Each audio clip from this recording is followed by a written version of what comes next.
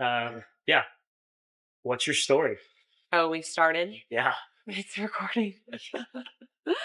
Okay, well, I mean, I don't know where to start. I'm still living my story. So, Let's what do you talk want to about know? your job and how long you've been doing it and kind of how Mhm. you got here. Okay. So I work at Mamaka it's a smoothie bowl place, and I live in Waco, Texas. I've lived here for 5 plus years, and I moved here actually to start uh, the store here. So that's the reason that I moved to Waco and been doing it for 5 years. And kind of what got me here, I just really didn't have any other options.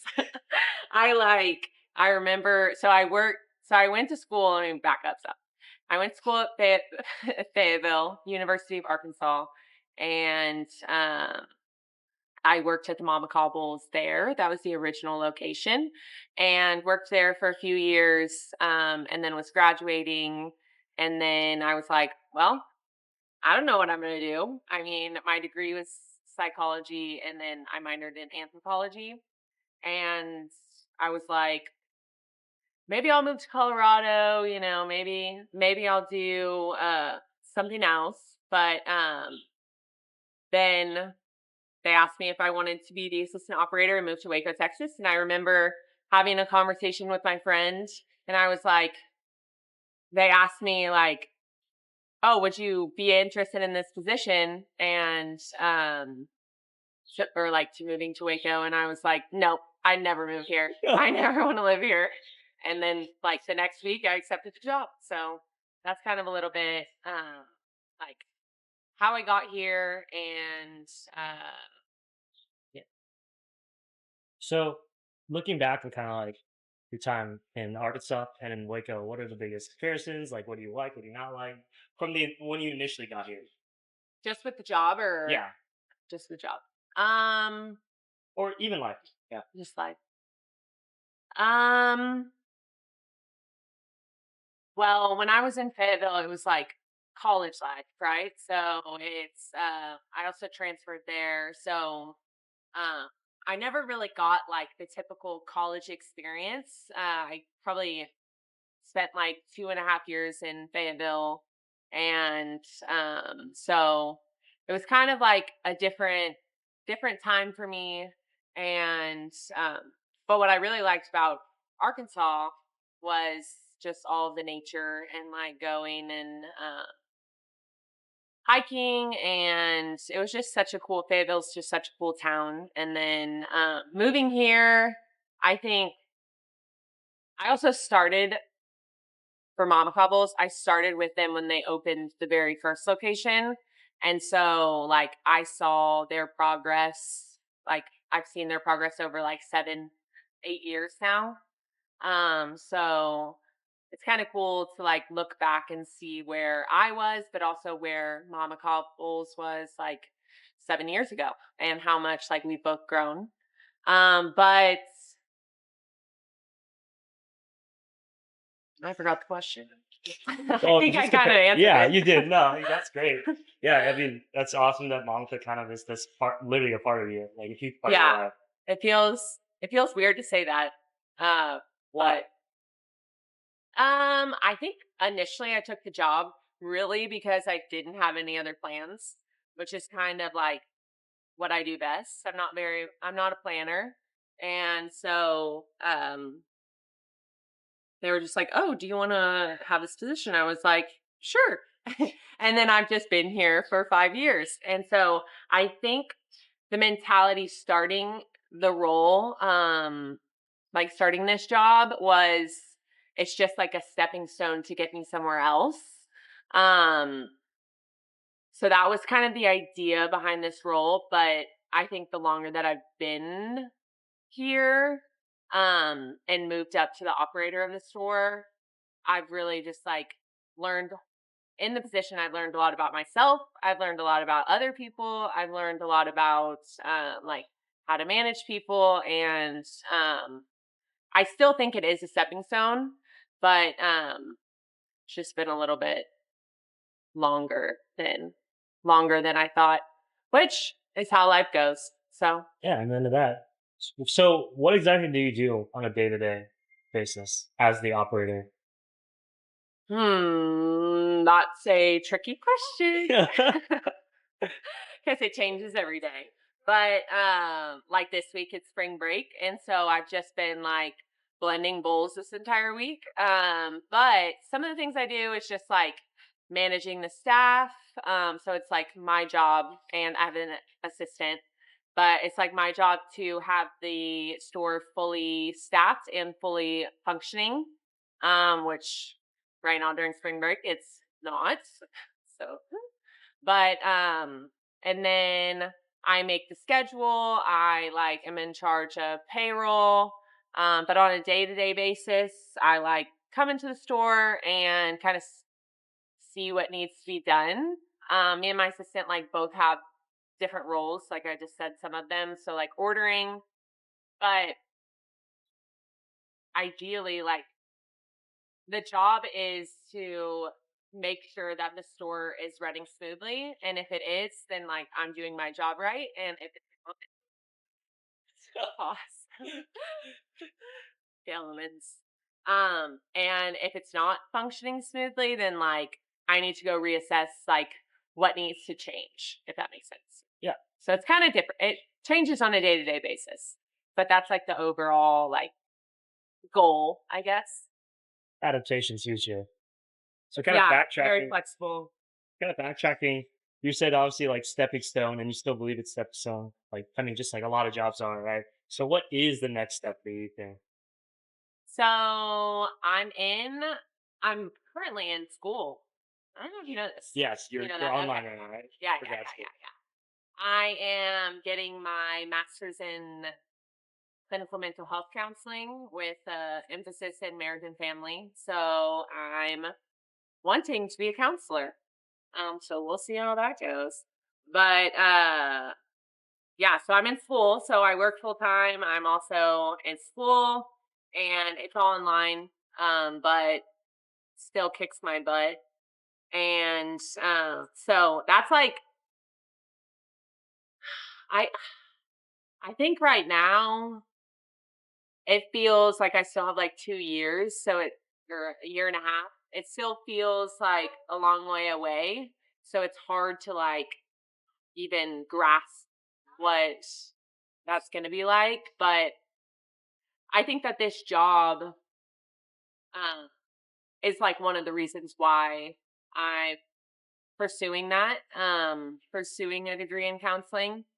Um, but yeah, just like managing people, and we employ like college age and some high schoolers, both boys and girls. So, um, and you just like typically people work here for a year, 2 years, sometimes three, sometimes four.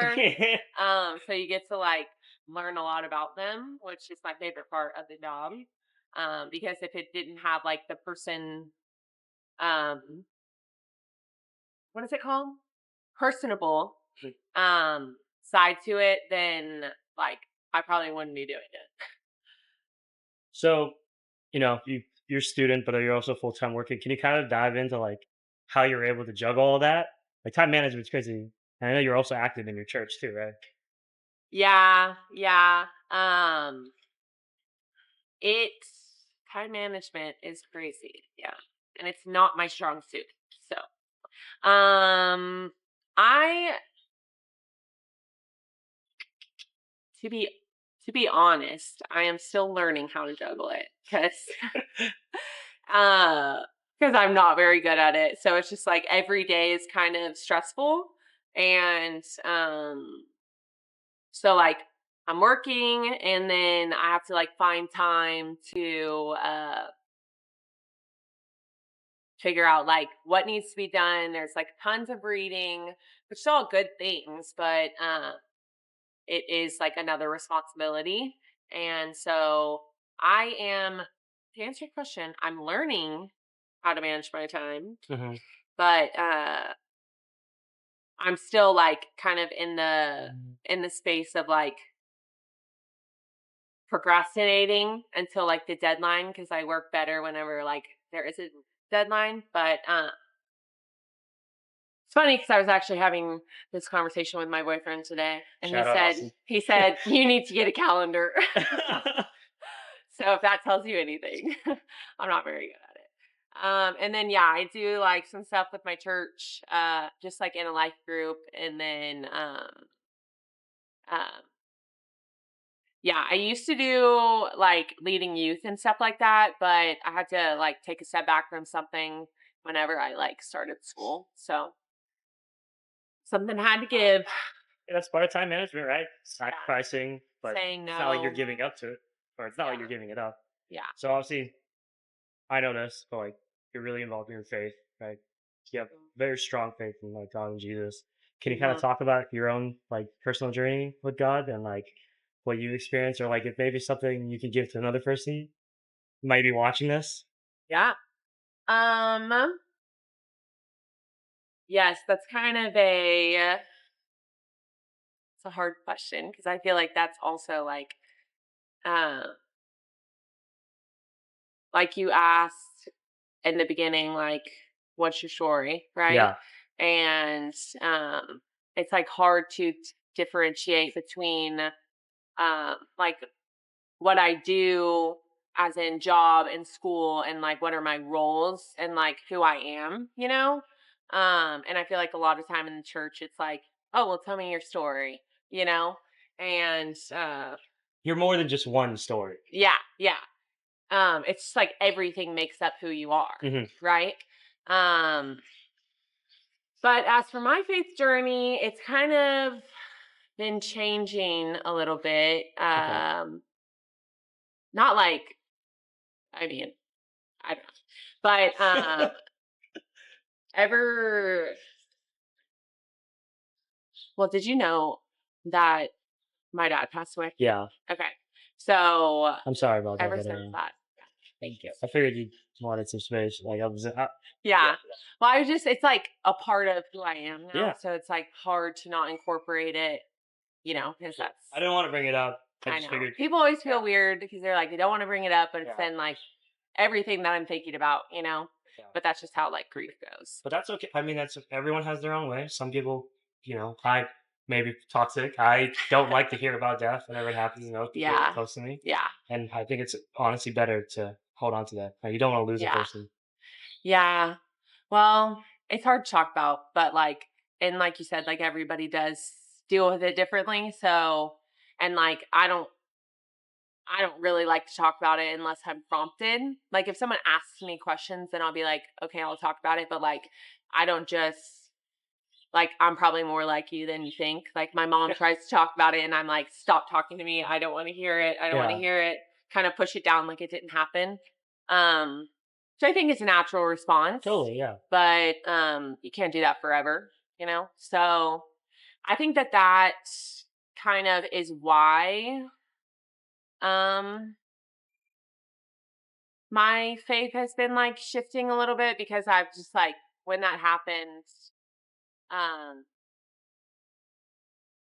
I just like realized this whole other part of life, you know, that like I was so much noise. Ceiling drops. I wasn't super familiar with like someone really close to me dying. I mean, my grandma passed away 2 years ago, Yeah. but she had like COPD, so it was different versus like a car accident, you Yeah. know? It's like you never plan for those things and you never think that they're going to be you. No, for sure.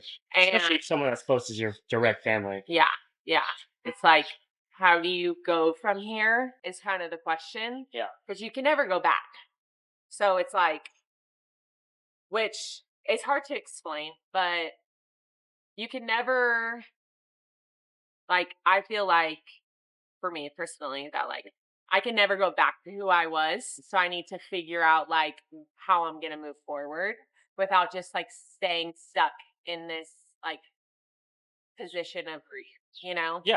Um so I think that I like definitely still it's hard to look around and think there's not a God. Like it's just not really realistic because there's a lot of proof that like there is a lot of ways that you can disprove religion, but there's not a lot of ways that like a human can disprove like a deity, right? Something else being out It's there, yeah. something else being out there. It's like it goes beyond like what we can ever think Yeah. because like even the human body, like there's so many systems acting within one system that makes up an entire system. And so it's like you're kind of just dumb if you don't believe in like if you don't believe in something else, I'm gonna you make that the know? title. You're dumb if you don't see this. So, like, I definitely believe in God. He's just kind of like changed. Okay. He's kind of changed to me. So, because What was he before to you? If you could summarize always it. good. Hmm.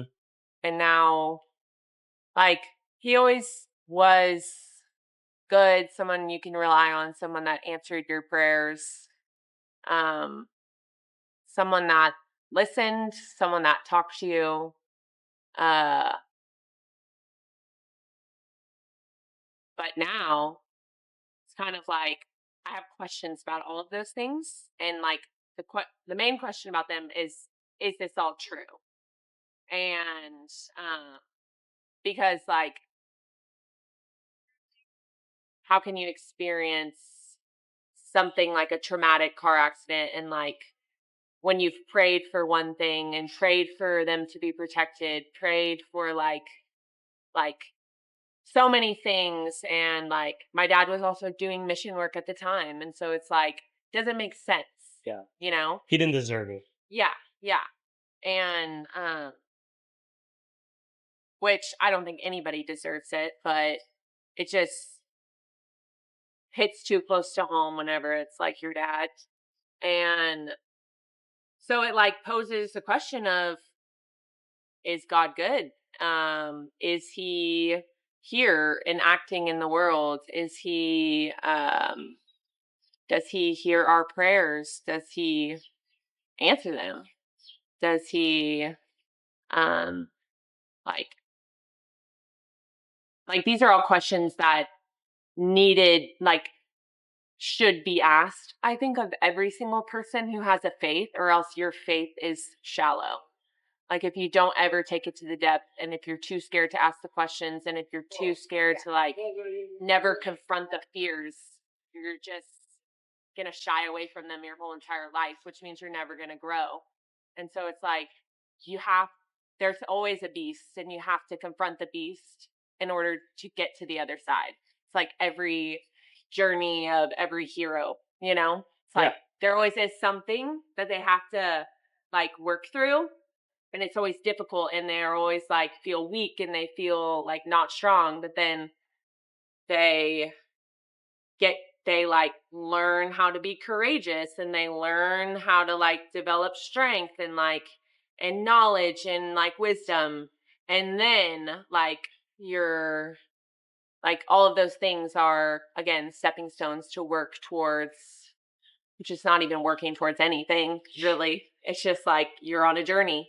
The hero's journey. And yeah, a hero's journey, like the Hobbit. So uh that's just a little bit about what I've been thinking. That's totally fair. That was a lot. That's great. Um, Yeah, don't well, feel like you have to respond. yeah, Like, I'm just here. Yeah. It's your interview. Um, this is my story. your story. No, thank you for sharing that. That's awesome. And I'm excited to, keep following up with it from hearing. And I think this will be fun for you to look back on. Yeah, Um, I think so too. so kind of, I won't say just looking at positive light, but going forward now in life, taking especially everything we talked about today, like ultimately, what are you hopeful for yourself in the future? You kind of like, what is one general piece of advice that you've taken away from your life that you can give to everyone else? Just two questions. Two questions. Okay. What am I hopeful for? Um,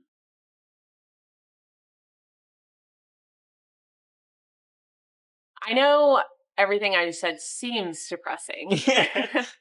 Like, if you're listening, you're probably like, "Oh, this poor girl," but it's like it doesn't feel that way. Like, it feels like it's, yes, at times very sad and, like, at times, like, unbearable, but it's like something is, like, growing in me that's a strength that I haven't had. So it's like, and that is itself hopeful to, like, continue on in the journey of life and, like, be able to take everything as it comes. And so it's like I think that I'm hopeful to, like, experience life in a new way that I've never experienced it before. And like, whatever that looks like, um I don't, like, want to just be a scared ignorant person my entire life. So, like, I appreciate growth and, like, um even though it's very hard, and, like, not to take away from that because it definitely is, but, like, I am hopeful to keep growing Yeah. and to keep, like, moving forward, um, and kinda just, like, I don't know, just, like, see the world in a different way, Yeah. kind of is what's coming to mind. So, and then a piece of advice, Just hmm, what's your counsel? I don't know. It's like, okay. This is something that I learned in the beginning of counseling, and it's like a Jordan. I mean, it's not just Jordan Peterson, but, like, it's a Jordan Peterson like idea. Like, I saw it on a video with him, so I'm just gonna give him the quote. Um, but it's basically talking about, like, don't, like, when you're learning to do something and you're new at it, like, don't be scared to be a fool at first because, like, that's absolutely necessary in order for you to succeed later.